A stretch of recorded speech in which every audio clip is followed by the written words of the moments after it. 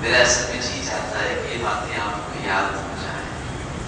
میں سمجھتا ہوں کہ بار بار ہاتھ کرنے سے آپ کو زحمت ہوگی، اور میرا یہ بھی نہیں چاہتا کہ ترقیات میں اس کو دبا دوں. مقصد یہ ہے کہ آپ کو باتیں یاد ہو جائیں. میں نے پہلی بات میں بیان کی تھی کہ فرض نماز کے بعد کیا پڑھنا ہے؟ آیت الکرسی. دوسری بات بیان یہ کی تھی کہ رات کو سوتے وقت کیا کرنا ہے، اور تیسری بات یہ بیان کی تھی کہ زبان اور شرمگاہ کی حفاظت کرنی ہے، اور چوتھی بات کیا تھی؟ مسلمانوں سے خیر خواہی کرنی. اور پانچویں بات یہ تھی کہ 5 بیماریاں دی جائیں.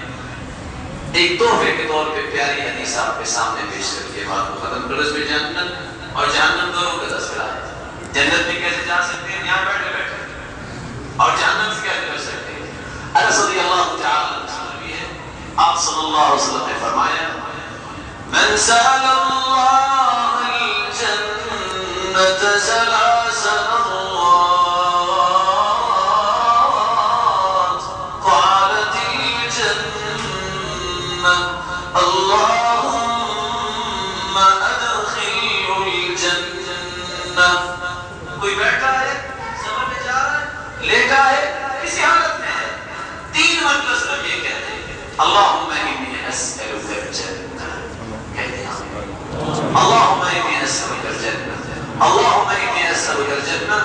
بندہ 3 مرتبہ کہتا ہے، جنت بول کے کہتی ہے خالق و مالک اس پیارے بندے کو میرے پاس دے. جنت مشتاق ہو جاتی ہے. وَمَنِ اسْتَجَارَ مِنَ النَّارِ 3 مرات قالت النار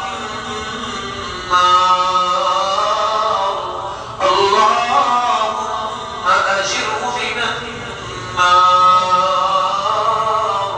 اور 3 مرتبہ یہ کہتے ہیں اللهم أجرني من النار، اللهم أجرني من النار، اللهم أجرني من النار.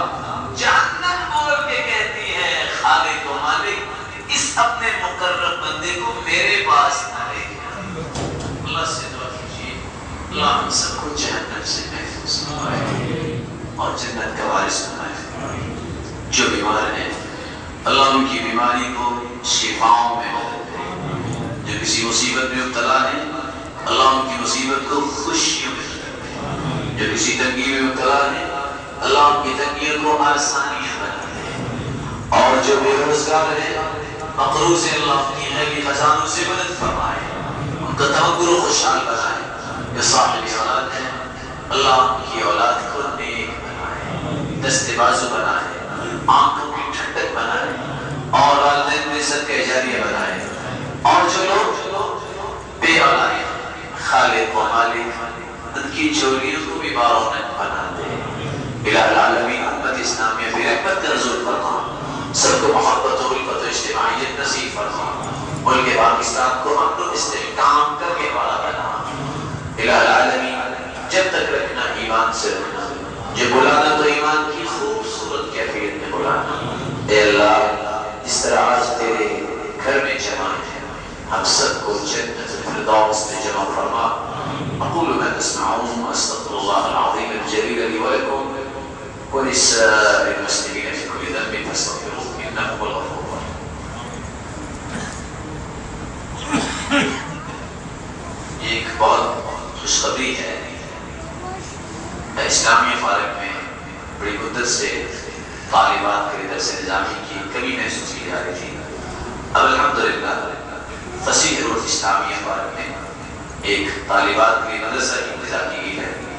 جو محترم بھائی اپنی بچیوں کو اسلامی تعلیم سے آراستہ و پیراستہ کرنا چاہتے ہیں وہ جلد از جلد رابطہ کیجیے.